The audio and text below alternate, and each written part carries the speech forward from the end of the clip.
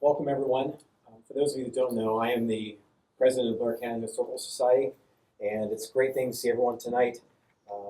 Welcome to all of you. I do have a couple things I want to start with before I introduce our speaker. First of all, if you notice, Matt here from the Rowers Museum is sporting a Walter L. Main Circus t-shirt. If you're interested in one of those, they are available in the museum gift shop, where you can order them online from them. And I do want to thank the Rowers Museum for being the co-sponsor for our event. They let us use the auditorium here for our speaker series, and we very much appreciate them doing that. So thank you. Thank you. I also want to mention that in the mobile store outside, there is a printed story of the Walter L. Main Circus train wreck that is available with photographs if you'd like something to take with you after you hear this great presentation. That is available outside, as well as some other products on local history. So with that being said, I'd like to now introduce our guest speaker. And having arranged these speakers now for some time, I've learned two things about our guest speakers. Number one, they're all very passionate about preserving Blair County's history. And I myself am like that, and every speaker has been like that. But second, it seems like everyone has their own little focus study, some area of history that they really enjoy sharing. And I think Susan O'Brien really epitomizes that for the Walter L. Main Circus train wreck. She did her first presentation in 1993 for the 100th anniversary of the wreck. And that started a tradition that's carried on for the last 31 years. In the year 2000, she co-founded the memorial service that takes place at the monument that's located on Van Squake Hollow Road in Snyder Township. If you ever get a chance to attend that, please do. It's a worthwhile endeavor to be a part of. She's responsible for that. In 2008, she co-authored a book, The Unscheduled Stop on the Walter Main Circus train wreck, and that is still available at the Tyrone Area Historical Society. I have some tonight if they need it. You have some tonight. Fantastic. The following year, speaking of that memorial service, for the first time since the 1950s, she arranged with a circus organization, the CFA, correct? Carson and Barnes. Yes, to bring elephants back to the crash site to observe the anniversary of the wreck. That hadn't happened since the 1950s, and it was the first time that elephants returned to the actual crash site. Last year, in 2023, she prepared a pictorial history of the circus train wreck that's also available through the Tyrone Area Historical Society. Since then, throughout those 31 years, she has made 700 presentations to groups large and small, young and old, and near and far. So we are delighted to have her here this evening.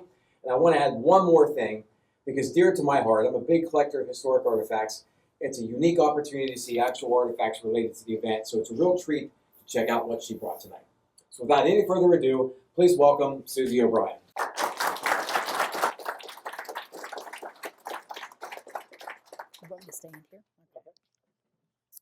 Well, thank you. I'm glad to be here. I want you to know that this is part of Northern Blair County history, and it's part of my family history. My grandmother's the one that railroaded me into this. In 1993, she wanted me to do a presentation for her local grange. So that's how it started, and it just kept snowballing. I did my first presentation here at the Railroad Museum when it was over in the Little Building, and that would have been about 1995. Then in 1998, I was here for the History Channel. Greystone Productions take me, I think it was on the 3rd floor, for a presentation of trains and limited train disasters. And they also interview people from the Red Hour wreck. They take me 40 minutes, and I'm on their 4. Since then, I've done many presentations. It was Bill Troxel, who was potentate of the shrine, helped me get the elephants in 2009 to come to the wreck site. And that was interesting because the elephants, after they did the wreath laying at the monument, and a wreath laying of an elephant at your gravesite or at a monument is supposed to be the greatest honor a circus performer could get. It's a great honor. Well, while they were there, then I had a hay wagon full of all sorts of fruits and vegetables and things that I got bread from Angelo Pacifico, and Martin's provided me with a lot of fresh fruit and vegetables for them to have the Second luncheon ever in Pennsylvania for the elephants. One interesting thing that I always like to note, while the elephants were eating, they kept bleating to each other, making this funny bleep noise. And I asked the trainer, Tim Frisco, I said, what? And he said, they sense that this is a burial ground, because right where that wagon was where one of the trenches was dug to bury these animals. Now I'll start most of my information about the Walter L. Main Circus train wreck. It was the world's largest train wreck at that time in 1893. I get consider most of my information the most factual because a 1943 article written by Albert Rung for the Altoona Tribune, later now as the Altoona Mirror. The reason I consider his writing the most factual is because he went and stayed at Walter L. Main's home for 30 days and had complete access to all his records. There's been many writings. Fred Long did a nice writing, a little booklet. I know that it's no longer in print, but probably someone could copy it. But the printer that printed that for Fred, his office burnt. So all the mechanicals and everything that he had were lost. Then, of course, you heard about the book we put out, Paula Zetzler and I, and then the little booklet I did this last year. I wanted something that the children could get that has a little bit of paragraph under each picture, so it's something they could have. I usually do the second graders at the Tyrone Elementary School every year because they go to the circus. Now, to begin my presentation, Walter L. Main was the son of Merib and William Main. Merib was a school teacher and a homemaker. William was a gentleman farmer and a veterinarian. William loved animals, and so he wanted to work with some exotic animals. So what he did was he would sign up every April with a circus group and travel from town to town. It ran from April through September. Well, Walter wanted to go with his dad, but his mother wouldn't let him go. She said, no, that's too much. They're shady people, these circus people. You know, they're performers. They don't have roots. You know, not a good family environment for my son. Finally, when Walter was 12, they finally coaxed the mother to allow him to go, and that was her mistake. Because Walter, the money they had saved for Walter to go to college, when he finished school, he didn't want to go to college. He wanted to start his own circus. So with much coaxing between William and Walter, they convinced Merib to let him start his first circus under the condition if he didn't make a success, then he would go to college. So he started his first circus in 1885, and it was a wagon circus. And he traveled from town to town by horse-drawn wagon with all his animals and any acts he had. That was his mode of transportation. Well, in 1891, he graduated from the wagon circus to a railroad circus, and he had 8 cars. So 1891 and 1892, he became really famous. Walter, every off-season, would go to Europe and different places, get exotic animals, and look for other acts that other circuses didn't have. In 1893, Walter's circus was as big as P.T. Barnum and Ringling. So he was really famous. Well, between 1892 and 1893, he had specially made cars. They were 17 cars, but they were made 70 to 80 feet long. The standard car that day was 40 to 50 feet long. He had 10 flat cars, 3 stock cars, which were much like a box car, only with louvers in for air ventilation for the large animals, and 3 sleepers and 1 combination car. So Walter had these specially made. So in 1893, he had a brand new circus. It really looked sharp. He started on April 22nd in Geneva, Ohio, his hometown, and traveled through Ohio and northern Pennsylvania.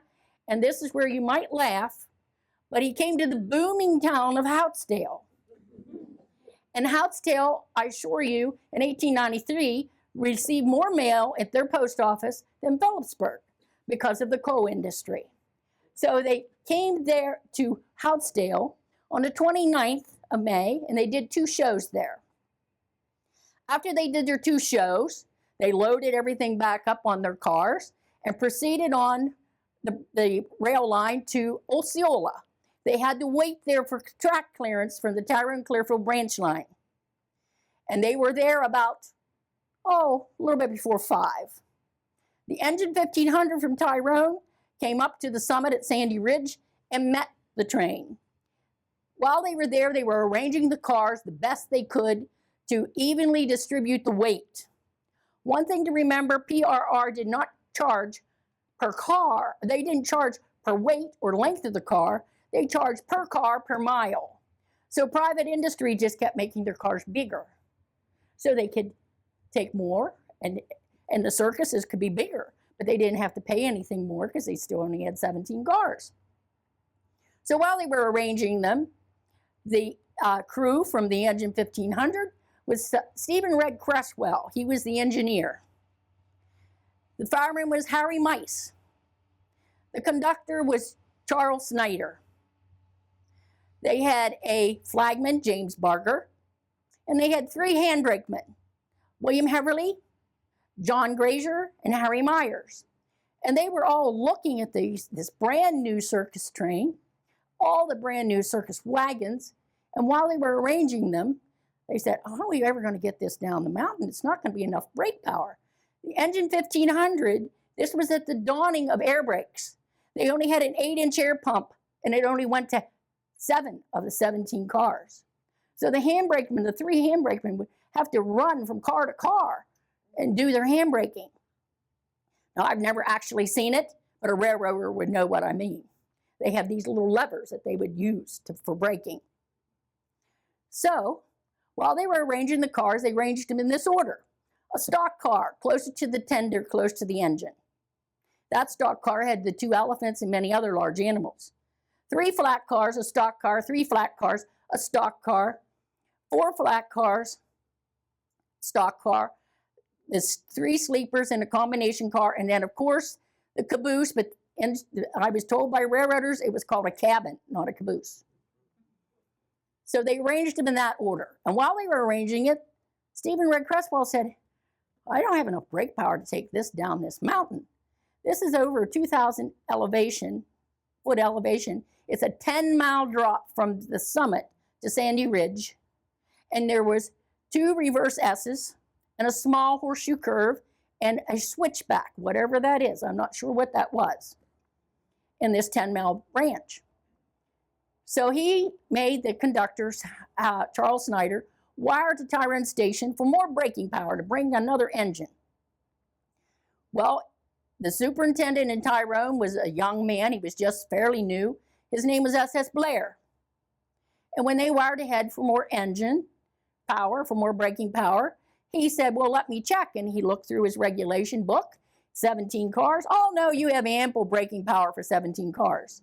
Here's where the human error was. No one told the superintendent that the 17 cars were almost twice the length of a standard car. And neither did the conductor tell him that on the telegraph wire. So they started keep arranging the cars in the order they were going to do it. Before they descended, the engineer made the conductor wire once more to the Tyrone Station and asked for more braking power. And when they did it the second time, the young superintendent, S.S. Blair, he was really upset. They're questioning my knowledge because I'm so young. So he told them, if you don't bring that train down, I'll send somebody who will. Well, Stephen Red Cresswell knew he ran that branch line all the time. There was no one that could, as an engineer, could bring that train down but him, if you were able. So at 5:30 in the morning, or 5:15 in the morning, they left the summit at Sandy Ridge. Most immediately when they left Sandy Ridge, they rounded the turn and they came to what is called a muleshoe or horseshoe, small horseshoe curve. It was patterned after the Altoona horseshoe curve, and it was the largest hand-filled gorge on the PRR. They couldn't get equipment in there, so they had to wheelbarrow all the dirt in to fill it in. They made it through the small horseshoe curve, rounded Gardner Point, and when they rounded Gardner Point, they were really gaining speed. They went a straight stretch before the first reverse S, and they were gaining speed more. When they approached the Orchard Crossing, they still had brakes, and then finally the brakes failed. They were about 6 miles from Tyrone at that point. So the engineer blew his whistle to alert anybody who was near the tracks, because many farmers crossed their animals from one field to the other over the tracks. To get away from the tracks, it was a runaway train. The engineer knew if he could coax that train to stay on the tracks, once he would make the turn for the Vale station, he could coast to Altoona if he had to. It'd be straight from Tyrone up. As luck would have it, he made it through the first part of the reverse S. In the upper part of the reverse S, he could see the Vale station at a half a mile in a distance. And that first stock car closest to the engine had been rocking. Now, whether it was because of the high rate of speed or whether it was because of the two elephants, because if anyone knows elephants, when they get nervous, they shift from side to side. Anyway, that first stock car tore away from the tender, carrying along behind it 13 of the 17 cars. The combination car was right before the three sleepers, and what the point on the reverse S it was swung by centrifugal force sideways on the track and cushioned the three sleepers. That's why there wasn't a greater loss of life. There were 5 people that lost their lives that day, and these 5 people are as follows. Frank Train, he was a ticket agent, and he did like he always did. His ticket wagon was strapped in one of the flat cars, and he slept on the seat in that ticket wagon because the safe was underneath the seat, and no one ever left the ticket wagon unattended because everything was cash back then, and someone could steal your money. So he was sleeping the ride. This train was leaving Houtzdale en route to Lewistown. They weren't going to stop at a little mealy Tyrone or Altoona. They were going to Lewistown. So he was the first person who lost his life. He didn't die instantly. When the wreck occurred, he was in one of those flat cars, and he was buried in the wreckage, but he called for help. Merib heard him, and so she quickly got close to him, and the animals were approaching him because they could smell the blood. She took a broom and swung it side by side, and the animals backed away. Of course, most of them were in shock. Some of them ran off into the woods. But anyway, when she got close to Frank, she said, "Don't worry, we'll get you out of there." And they got an elephant to lift the wreckage. But here it had severed the artery in his thigh. And as soon as they lifted the wreckage, he bled to death. So his remains were sent back to Indianapolis, Indiana, to his family. 2 other people that lost their lives that day were Barney Multaney and William Thomas Lee. And they were the canvas men. And they are the first to go to work and the last to be done with work at the circus. They put up the big top, they do general labor, and they take down the big top. And they did as they always had. They laid among the canvas on one of the flat cars to sleep the ride to Lewistown. Because, like I said, it was like 5:15 when they left Houtzdale. This wreck occurred around 5:30 a.m. Some writings say 6:30, so I'm not sure whether there was a daylight savings time or what, but I go by 5:30, what Albert Rung wrote. So anyway, they were those 2 canvasmen were buried in the wreckage and killed instantly. No one knew where to send their remains. So there was a gentleman, a businessman from Tyrone, that had a rather large lot at the Grandview Cemetery, and he donated 2 graves. They're buried at the Grandview Cemetery. The next person that lost his life was William Heverly, and he was the handbrakeman, and he was closest to that first stock car next to the tender, and the fireman said he saw the wreck was going to happen, and he leaped to the wrong side of the tracks, and he was buried in the wreckage and killed instantly. Now, there were 5 people that lost their lives, and the other person they didn't know to look for.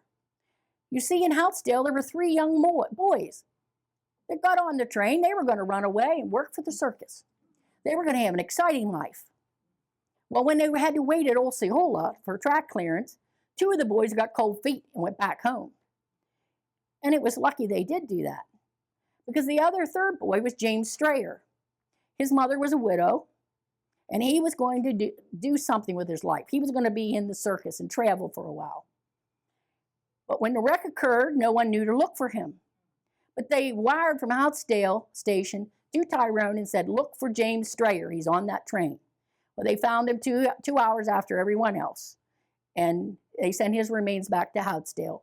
And he's buried in a cemetery. When you leave Houtsdale and you're headed to Ramey, there's a cemetery just outskirts of Houtsdale. That's where he's buried. Well, it was immediately when this wreck occurred, the engineer, there's a lot of writings that say the engineer ran away because he knew it was his fault. No, he did leap from his engine and ran to the Vale station a half a mile in distance to wire ahead for help for the wrecking crew. They immediately sent wrecking crews from Tyrone and from Altoona. When the cages broke open, the animals scattered everywhere. The tropical snakes slithered off into the woods. They never did recover any of those. The tropical birds, they never recovered. The monkeys scurried up in the trees and were up in the trees chattering. Some of the animals just were in shock and stayed right around the wreck site. One in particular was a lion. Laid down underneath a shade tree and they put a rope on him and tied him and he stayed there till they got him a cage. Of the animals that lost their lives, there was 69 of the 130 horses. Some were workhorses, some were show horses, and some were ponies. Probably the most famous that lost their life was Snowflake. She was a pure white pony, and she leaped through rings of fire. She was the center ring attraction. She had just had a foal 2 weeks before, and that little foal's name was Little Daisy. But Walter O'Main had trained Snowflake to leap through these rings of fire, because when he was younger and amble, he would jump through the ring of fire, and so did the pony, just like a dog would do a trick with its owner. So he never got Little Daisy to do those tricks. But Snowflake was insured for $5,000 at that time, and that was a lot of money for a pony. All the animals that were deceased, there was a scoop plow. They dug trenches and pushed all the dead animals and the wood that was not going to be useful for anything into these trenches and set it on fire. That's how my home is built on the burial grounds of this deceased animals, because it was my great-great-grandfather's farm at the time, Hiram Friday, and he was clear-cutting it to make it a field. And it was never but a field until I built my house there. Well, right away, they started to come out and get all the animals they could. Some of the cages, they could fix them up enough to put some animals into it. The injured people, there were 11 that were injured, and they were transported by rail to the nearest hospital, and it was Altoona General Hospital. It was owned by the railroad. All of them were treated and released except one who stayed overnight. He had a concussion. The day after the wreck, the morning after the wreck, Hiram Friday's farm was the closest dwelling to the wreck site. And he had built his house in 1892, but he didn't have his barn completed. He just had the foundation. So he had a shed that his animals were in. But they would go out in the barnyard, and his daughter, Hannah, would go with her milk bucket and her stool and go cow to cow and milk them. So she went out to milk her cow the day after the wreck. This was May 30th, 1893 was when the wreck occurred. She was milking her cow, and she saw motion out of the corner of her eye, and she thought to herself, oh, great, somebody's coming to help me milk. No, when she looked up, there was a Bengal tiger charging her and the cow. She was so scared, she leaped from that stool and ran to the safety of her home. Lucky for her, the Bengal tiger went after the cow and not her. They went to the safety of the home and could only watch out the window because Hiram Friday, my great-great-grandfather, had served in the Civil War twice, and he forbid any firearm in his property. So there was a local man, Alfred Thomas, who hunted bear. So he had high enough caliber gun to hunt this Bengal tiger. And they killed it that evening. They found it in an area about a quarter mile from the farm in the woods, and they shot and killed him. I'll show you later the skull of that tiger. An interesting thing was Hannah Friday was engaged for 2 years, and she kept putting her suitor off. But within 30 days after that frightful thing with the tiger, she got married. There's one person that no one ever interviewed him because he would not do that, but he worked for my great-great-grandfather. They were making charcoal for the local bald eagle furnace, and his name was Billy Hisson. and he was working the 2 charcoal hearths at the time. He witnessed this wreck, and it scared him so much, he went up the catwalk and kept stoking the embers so that nothing would get him. He was afraid those cats would eat him. All the big cats scurried off. All of them were killed or had to be later be killed. But I can tell you some interesting stories about those later. Well, immediately they got at the Tyrone Armory and decided they'd have an inquest. What caused this wreck? The inquest went on for 2 days. And the result of the inquest was that there wasn't ample braking power, and because the PRR was contacted twice and refused more brakes at the high rate of speed, they said that the PRR had to pay Walter Earl Main the value of his circus. And the value of his circus was $200,000. Well, Walter stood up at the inquest and said, now listen, they've been working around the clock, double shifts in Altoona to get me back on my feet a little bit. And so everything they could use, they hauled to Altoona shops and they fixed up, and he had enough of cars and stock cars and flat cars to proceed on to Lewistown. But it was 8 days after the wreck. Before he left Tyrone, he was so thrilled at the people from Tyrone and Altoona. Why, you say? Because they stayed at local hotels. Some stayed at local farms. There was one clown, Archie Royer, that stayed at my great-great-grandfather's farm and befriended my great-great-uncle Sam. He came back every year until the 1940s to the memorial service for the 2 canvasmen in Grandview. He was friends of theirs. But most of them stayed in hotels in Tyrone, and they had watches that were broken, and they had jewelry that was broken or missing. And when they went to these jewelry stores to get replacement or repairs, once that was done, they wouldn't take any money from the circus performers. When they went to the hotel, when they checked out of the hotels, they said the bill was paid. When they ate at the restaurants, the bill was paid. Walter couldn't believe that people in this area, Altoona and Tyrone, were so kind, because most people didn't want a circus performer too close to them. They didn't trust them, because some of them were shady. But Walter, he was just thrilled, and the whole time he was in Tyrone, his different acts and circus performers kept practicing so that they could keep in shape to follow on the rest of the season. So they performed 1 show in Tyrone on the 8th, and the 9th and 10th, they had 2 shows in Altoona to repay the kindness of everybody in Altoona and Tyrone area that were so kind to them. The farmers brought in grain and hay and everything for the animals. He didn't have to buy any of that. All the medical attention that was ever given to the performers that needed, that bill was all covered by the railroad. So Walter always considered this area his second home. He didn't come back to Tyrone in 1893 or 1894. None of his performers wanted to ride that wild ride from the summit to Tyrone. But in 1895, everyone knew he was coming.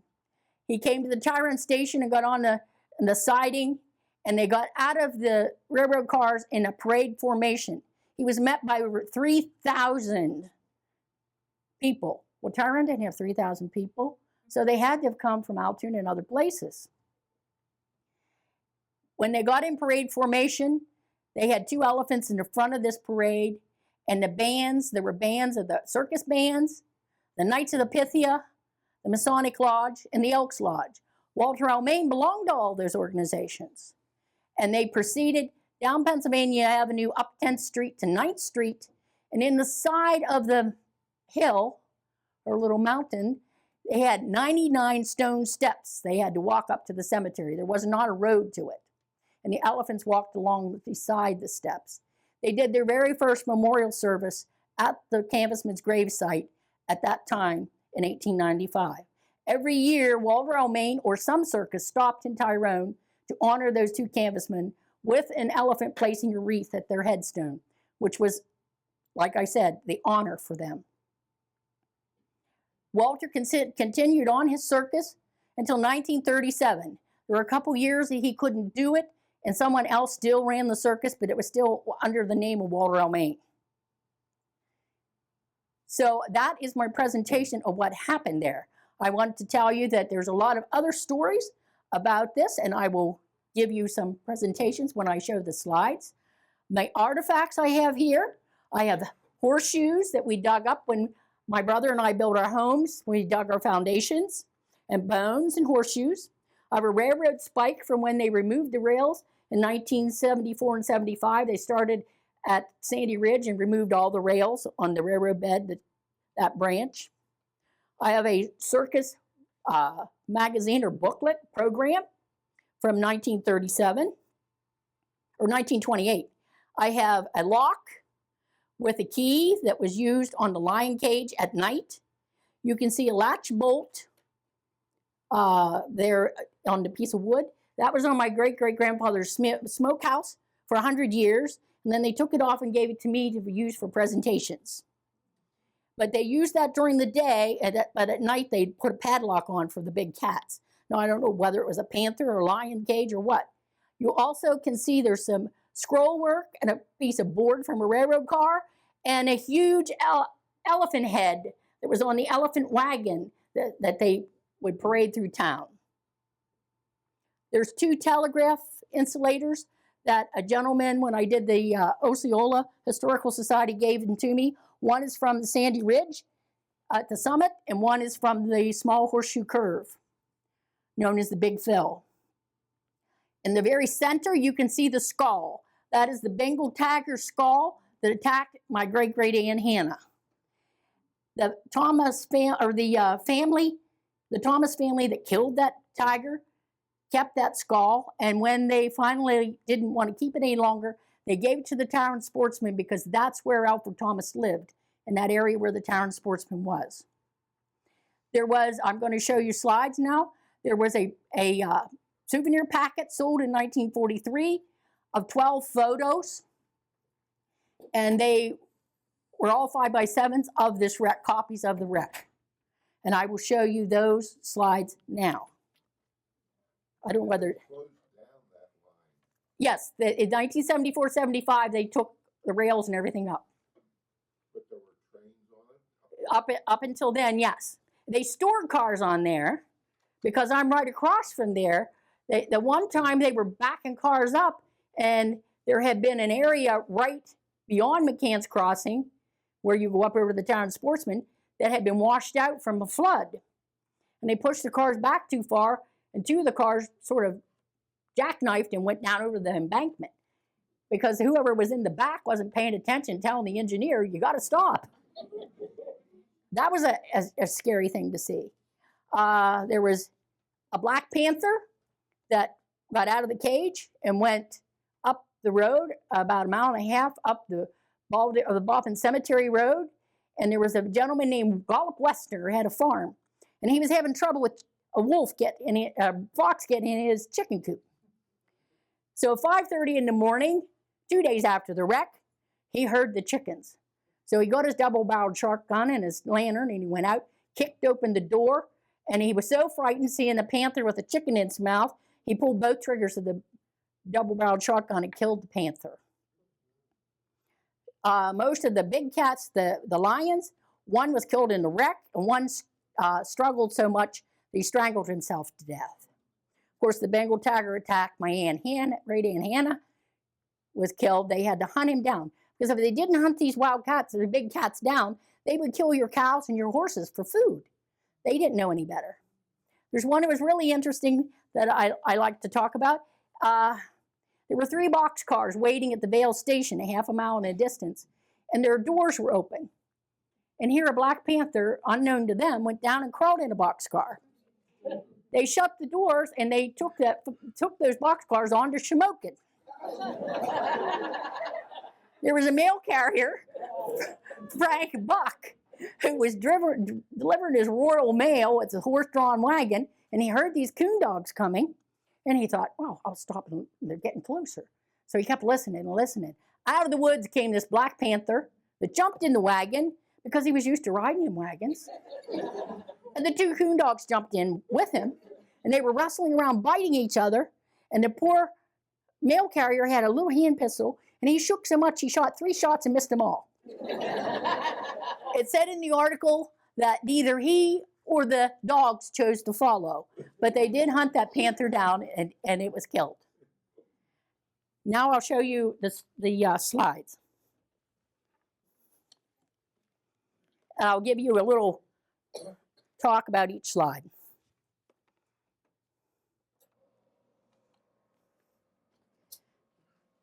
Here's what you would see if you were at the summit at Sandy Ridge. I don't know whether my microphone's on here, the portable one or not. This is at Sandy Ridge, and you can see the telegraph pole in the very center of the photo.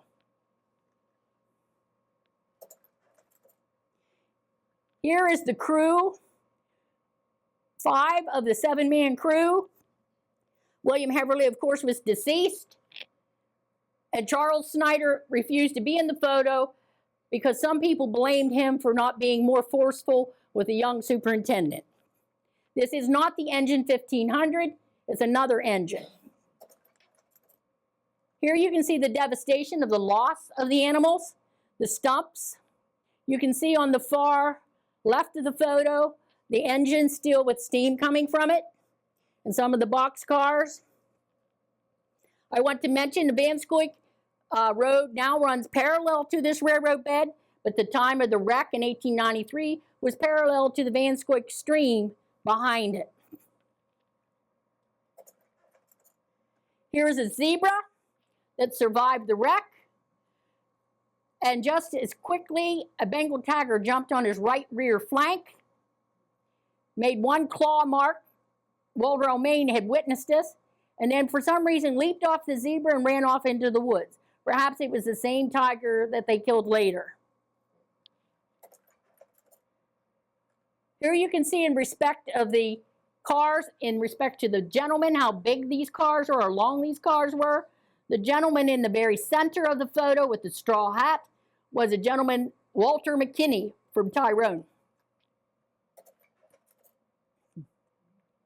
Here is the lion I told you about that laid under the tree, and they just put a rope around it and tied him. If you look above his head, you can see the rope tied to the tree between his right and left ear.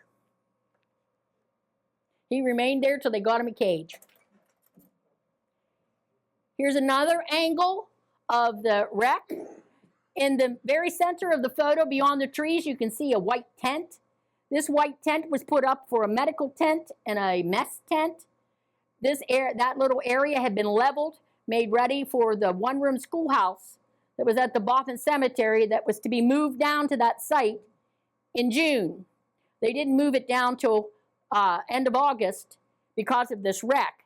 But that's where the Walter L. Main, that's how they named the school, the Walter L. Main School. It had been at the Boffin Cemetery, and I don't know how many years it was there, but there's a family, Woodrings, that live in that one-room schoolhouse now as their home. And it's been on that site since 1893.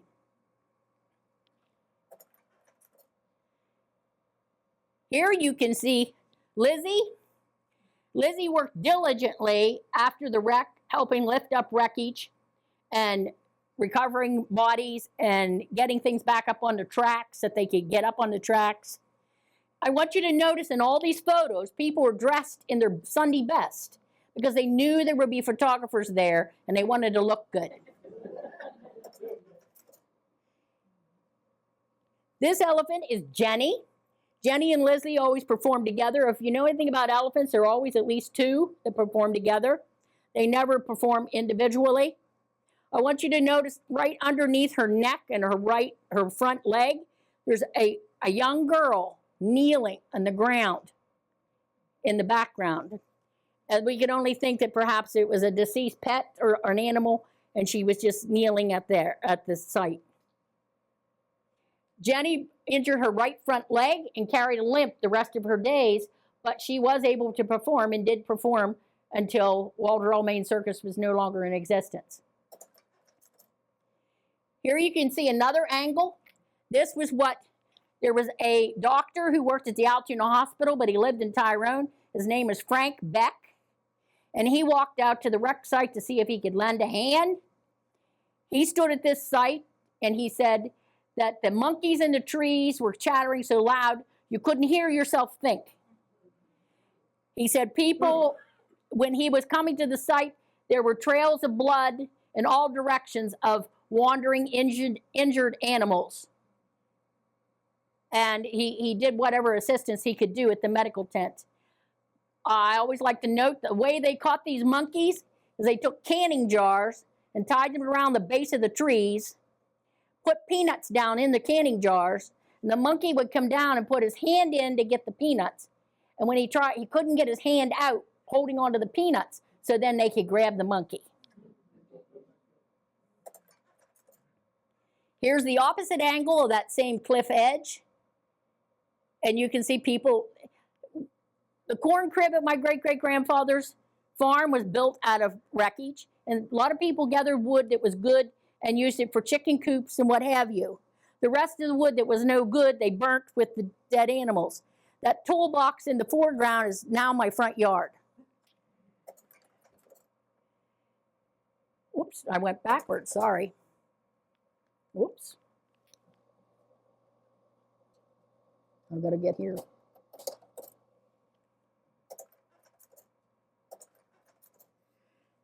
Here you can see the huge pile of rubble, and if you were buried in that, you could see that you wouldn't be able to survive, because all those wheels are iron. They're wooden with iron bands and iron axles, and so there was a lot of weight on you. It would crush you instantly. Here's my great-great-aunt Hannah, the one who kept putting off her boyfriend for 2 years. She's the one who milked the cow. She was 19 years old at the time. And it's even was in her obituary about this harrowing experience that she had. She married Frank Miller. Here's the plaque that was on the original monument. That plaque we have at the Historical Society in Tyrone, and we're going to mount it somewhere. The monument started to deteriorate. It was built in 1974 and dedicated in 1975, and we don't know whether there was ants that got in it one time, and we think maybe it weakened the mortar because it kept from freezing and thawing. It just kept crumbling away the mortar, and they couldn't fix it. The stone was more of a soft stone. So today we have a new monument there. It's a granite monument that has the same writings engraved on it and also a photo of the wreck engraved on it. They have 4 benches ready to go, but the excavator hadn't done any work there to make the pads to put these 4 granite benches on. But that will be coming shortly. Probably not before next Wednesday. I do my memorial service at 10 a.m. at the wreck site, and I know that if you come, you need to bring a chair. Here's in 1958, the last time they did a memorial service at the canvasman's gravesite. I don't know what circus group this was or who the minister or priest was there. But they did this last memorial service, and the same year they inducted the 2 canvasmen into the Ring of Fame, which is the most famous honor that a circus performer can get. Here is Harry Snyder. Harry Snyder was 6 years old at the time of the wreck. He lived at the bottom of Cook Hollow, which was about a 3/4 of a mile from the wreck site. And there was an acrobat that would come to his mother's, and she came from town, and she would stop and drink coffee every day. And he wanted to go to the wreck site and see it himself. But no one would let their children out because those big cats, they didn't catch them all. They didn't want them to eat their kids. So she said he would be fine with her. So he and I gave a presentation in 1987 to the Harrisburg Tribune about the wreck, and he gave his firsthand experience about what he had saw, and it's pretty much the same thing as Dr. Beck had put in the article, 1943 article. There's the original monument. Now that's me doing one of my things. But it was a beautiful monument at the time before it started to deteriorate. I always invited, and now it's sort of depleted. The Tyrone Masonic Lodge is no longer in existence, but the Masonic members, they would come, Elks members, some sportsman members, Reverend Huff did my presentation. Today I have Drew Baker does my memorial service presentation. In the third one from your right, coming back, you can see Bill Troxel that assisted me in getting the elephants there in 2009. This is the Vale Station. It was something like this in 1893, but this photo was taken in the early 1900s. The telegraph operator was John Morsey. And we did a presentation, and I had all my artifacts at the Tyrone Library at the high school years ago. And of course, all these children are grown up now. I don't see what my next slide is. Here is the small horseshoe curve known as the Big Fill. You can see they would get water there, and it's the largest hand-filled gorge on the PRR. And that's when you made that, when the train ran around that curve, they were gaining speed. Again, that's the Vale Station. That's the conclusion of my slides. One other interesting story was Walter O'Main had, well, he had some wild boars that they later killed. But when I do a presentation in Huntington area, I always mention this. Walter O'Main's kangaroo escaped. And they couldn't find it. They couldn't know where it was. They didn't know where it was. There was a trapper named John Swope that worked the Warrior Ridge between Alexandria and Huntington. That was his trapping lines. And he saw this strange creature, but he never went very far in school, and he had no clue what it was. When he went to cash his pelts in Alexandria, he was describing it to the shopkeeper and the men that were sitting there drinking coffee. And one of them went over to the library and came back with a book and opened it up and said, "Is this what you saw?" And it was the kangaroo. It took them months to catch that kangaroo. They set nets, and the kangaroo was so smart it would get away from it. They finally did catch the kangaroo. All the cats were killed, or the one survived. There was one that survived. The elephants survived. There was a man-eating ape that stood on a stump and pounded his chest. They got him netted and got him in a cage. A lot of the different circuses in the area sent animals, that they had extra animals for Walter O'Main to continue his circus, the animals he lost. He had another set of horses that did, his center ring attraction horses were all killed except a couple. So he had to take his second ranking group of horses to continue on in his circus. There's probably more stories I could tell you because I've been doing this forever, and I try to keep it just from my memory because I think it's better that way than reading it. I think it makes it dull. Or if you have any questions, I'd be more than glad to answer. I most likely would know the answer. Yes. Jim Strayer, the young boy. Yes. Do you happen to know what age he was when he ran away? Well, they told me he was 16, but his tombstone says 19. Because I have a picture of his tombstone. I've been collecting things all along. The program, the 1928 program, I got it. Someone donated it to me. I have a poster that I have at the Tyrone Historical Society hanging there. It's the exact same poster they have at the Ringling Museum in Florida. I have the booklet, the last route booklet that Walter O'Main had in 1937. I have it on display at the Railroad Museum in Tyrone, the Historical Society Museum. Any other questions? Yes. I'm not gonna ask how old you Oh yes, you can. This is what I tell the kids. They want to know how old I was when the wreck occurred. Well, I can prove I was here. I have an 1893 Chicago World's Fair mug with Susie written on it. It was The reason I ask that is because I hope that at some point they have documented and recorded your presentation for history. It can be passed on to other generations because nobody would be able to do it like you did. Oh, well, the first time thank you. The first time I did it over in the small Railroad Museum, They did tape me. Two young boys taped me. I don't know where that one went, but yes.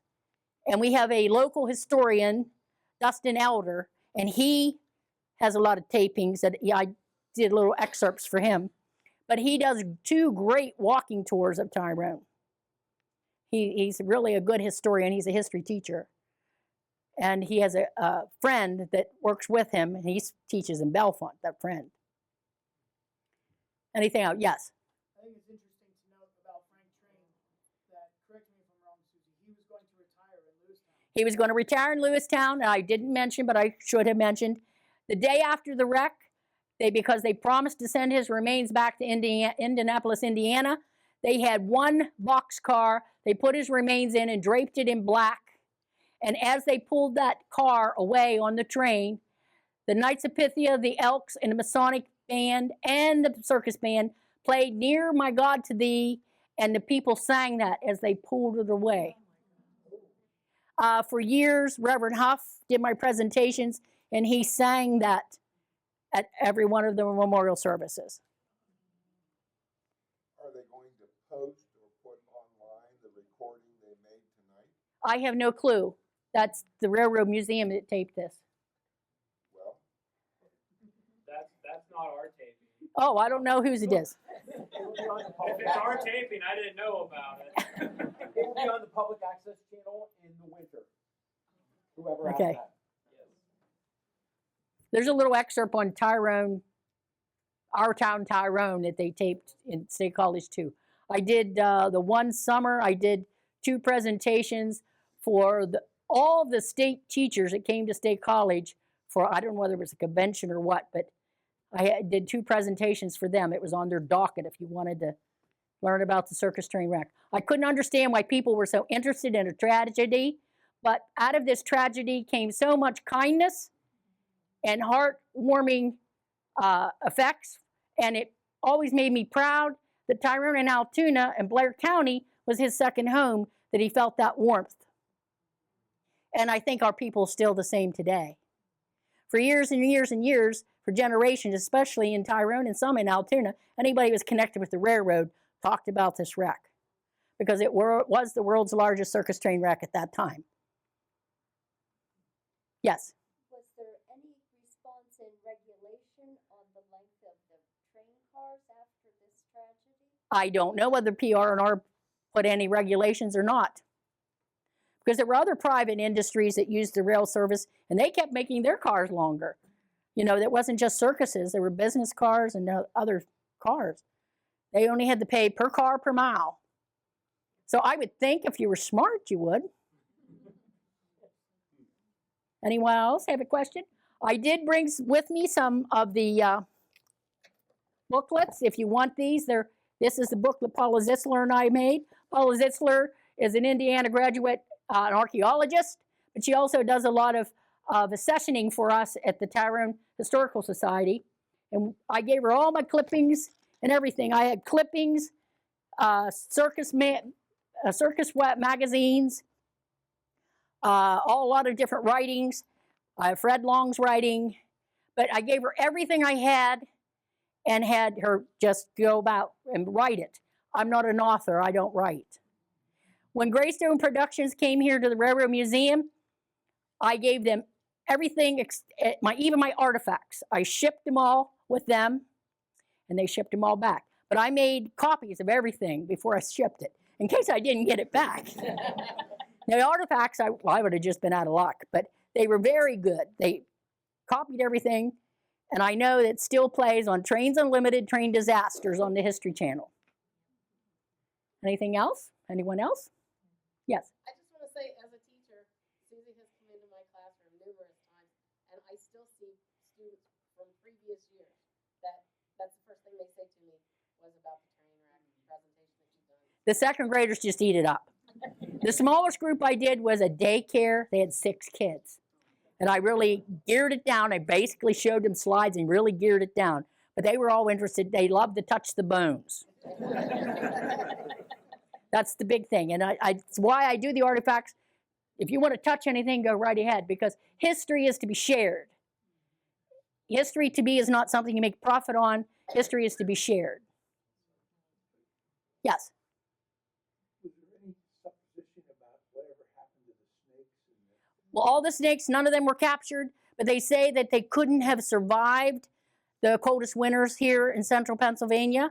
But that John Swope that wrote a book, or Albert Rung wrote a book about John Swope, and they said that some hikers sat down on what they thought was a log, and here it started to move, and it was one of the boa constrictors, and it was the summer after the wreck.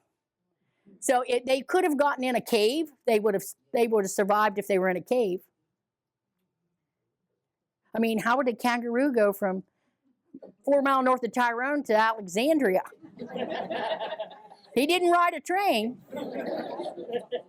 Yes. I think I heard Dustin, well, he said it on our DVD, I think Dustin Elder mentioned that a monkey got into a car, in addition to the panther that got in, was there a monkey found in the Altoona yards from in a car, or somebody? It could have. I didn't hear anything about that, but maybe Dusty did.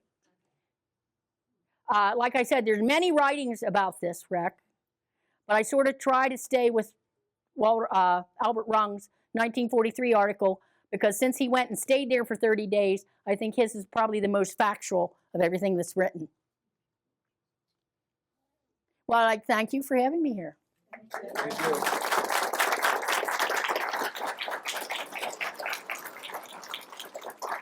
Feel free to look at any of the artifacts.